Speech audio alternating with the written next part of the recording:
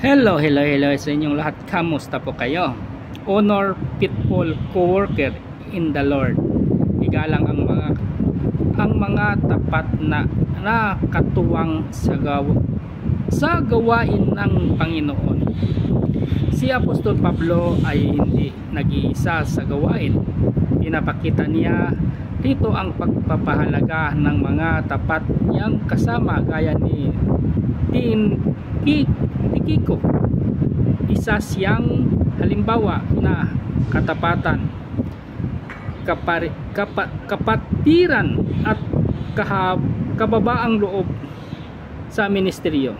Dito ipinapaalala sa atin ng Diyos na